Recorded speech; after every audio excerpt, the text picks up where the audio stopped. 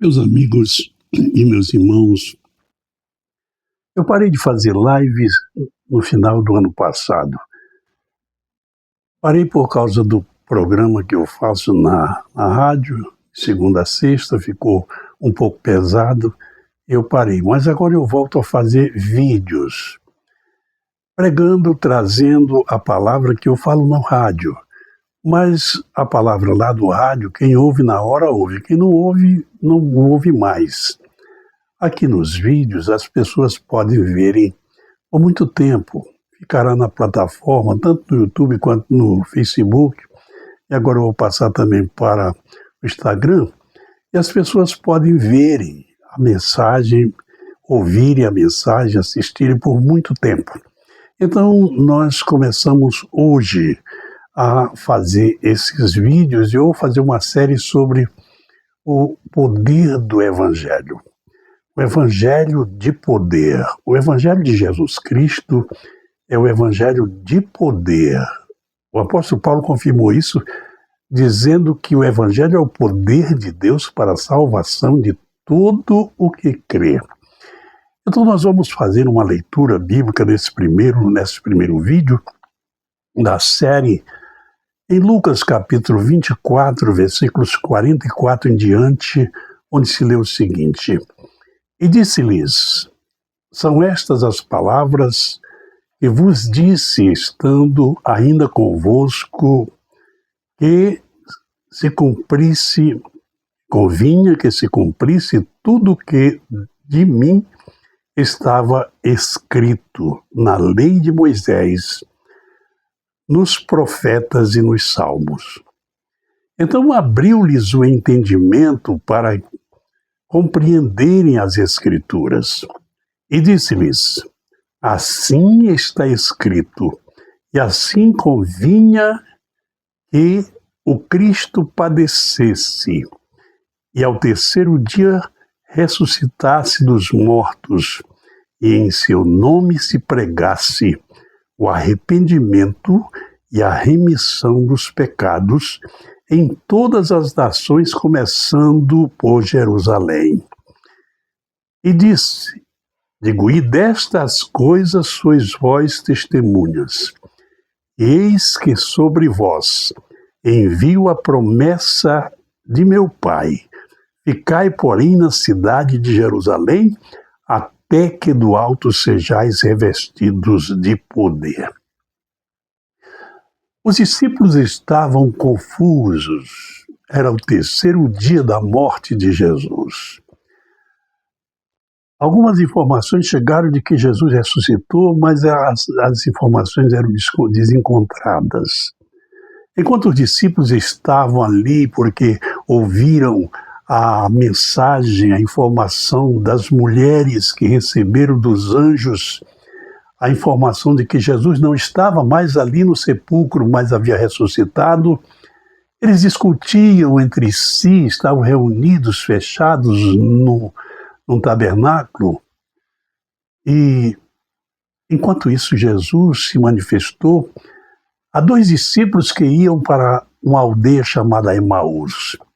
Durante o caminho, Jesus falou sobre as Escrituras, falou sobre as Escrituras que falavam de Cristo, ou de Jesus.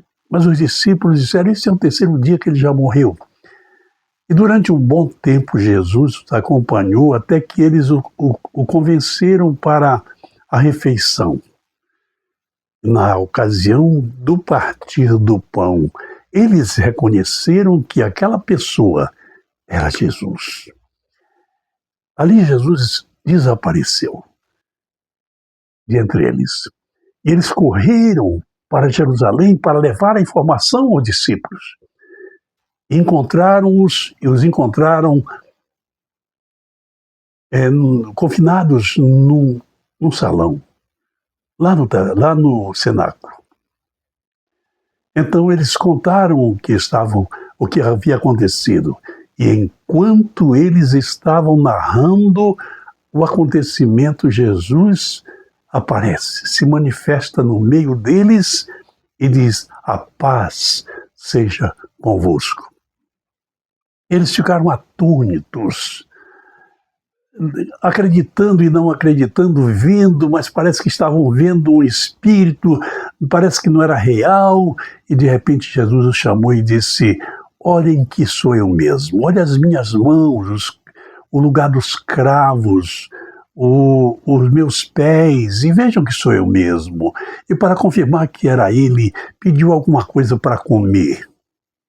Então, meus irmãos, ali Jesus ordenou. Nós vamos ver os fundamentos ou a parte importante da comissão e do ID de Jesus. A comissão para que os discípulos, ou seja, todo aquele que crê em Jesus, possa ir e pregar a palavra do Senhor. Então, Jesus abriu-lhes o entendimento para que entendesse as Escrituras e fez a citação ali do que estava escrito. Ele diz: porque está escrito que o Cristo haveria de padecer, morrer, ser sepultado e ressuscitar no terceiro dia. Aí ele termina dizendo: olha, vocês vão por todo o mundo, destas coisas vocês são testemunhas, recebam, porque eu vou rogar e vem sobre vós a promessa de meu Pai, ficai na cidade de Jerusalém até que sejais revestidos de poder e depois ide por todo o mundo. Destas coisas vocês são testemunhas oculares. Queridos, nós vemos aí o começo da comissão. No próximo vídeo eu estarei falando sobre a comissão segundo Marcos, e vou falar sobre o poder do Evangelho. Por que estou trazendo esta palavra sobre o poder do Evangelho? Porque nós estamos vivendo hoje um Evangelho diferente. Nós temos alguns aspectos do Evangelho verdadeiro, mas de repente foge. O Evangelho não precisa de recursos humanos. Não precisa de psicologia, não precisa de coaches, não precisa de filosofias, não precisa de ideologias, não precisa destas coisas. O Evangelho é límpido, o Evangelho é simples, mas é o poder de Deus. Então, segundo as Escrituras, o Evangelho que não transforma, o Evangelho que não liberta as pessoas, o Evangelho que não muda as pessoas, não é o Evangelho. Jesus disse que quem quisesse, porque o Evangelho é opcional, sim, as pessoas têm livre arbítrio e aceitam ou não aceitam. Certa vez Jesus disse: quem quiser vir a mim, vir após mim, negue-se a si mesmo, tome a sua cruz e siga-me. Olha, tem uma diferença desse vinde a mim e o vinde após mim. Que diferença é essa, pastor? É que o vinde a mim significa que as pessoas vêm a Jesus. Quantas pessoas estiveram presentes no Sermão da Montanha? Quantas pessoas estiveram lá na multiplicação dos pães, nas duas multiplicações dos pães? Em uma delas, alguém estima cerca de 15 mil pessoas estavam ali presentes. Mas no dia de Pentecostes, quando Jesus havia dito que eles ficassem na cidade, e eles ficaram ali. E no dia que o Espírito Santo desceu lá no cenáculo, chamado dia de Pentecostes, quantas pessoas estavam ali? Cerca de 120. Porque uma coisa é vir a Jesus, outra coisa é vir após Jesus, vir após mim, como disse ele. Porque o vir após mim é o amanhã, é o dia a dia, é a vida, é o permanecer, é o perseverar, seguindo ao Senhor Jesus. Então, meus queridos, o evangelho que nós estamos pregando hoje, os pregadores precisam imediatamente fazerem correção de rumos, inclusive da mensagem, porque eu sou testemunha que Jesus operava, inclusive batizando com o Espírito Santo, expulsando demônios, quando os pregadores não usavam os cacuetes que usam hoje. Quando não precisava o pregador mandar catucar os crentes ou chacoalhar os crentes, nem tampouco os pregadores ficavam ali soprando ou chiando como se fosse como fora uma panela de pressão. Não, eles pregavam a palavra simples. Aconteceu com este que vos fala, pregando a palavra, e o Senhor manifestava e batizava com o Espírito Santo. Quando havia uma manifestação de demônios na igreja, os crentes expulsavam o demônio. Então, queridos, hoje nós estamos vendo muitos arranjos, os tais coaches.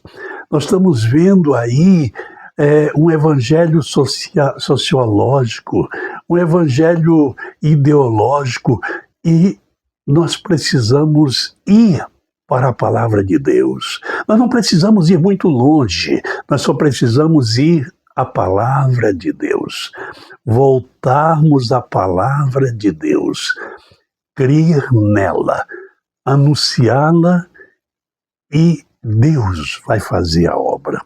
Mas, para tanto, nós precisamos, as pessoas que pregam o Evangelho precisam passar pela cruz, ter a experiência da cruz, precisam nascer de novo, precisam passar pelo Getsemane da oração, precisam renunciar a si mesmo, porque Jesus disse: quem quiser vir. Mais uma vez digo, quem quiser. Jesus não está obrigando, forçando ninguém, está dizendo: quem quiser vir após mim, negue-se a si mesmo. Tome a sua cruz e siga-me. Siga-me voluntariamente. Então, após mim, vir após mim, é a permanência, e poucos são os que permanecem. Mas estamos pregando o Evangelho para encher salões. Estamos pregando o Evangelho para fazermos volume de festas. Estamos pregando o Evangelho para fazermos multidões. Estamos vivendo um Evangelho no sistema. Então, queridos, nós precisamos voltar aqui para a palavra de Deus, para a palavra do Senhor.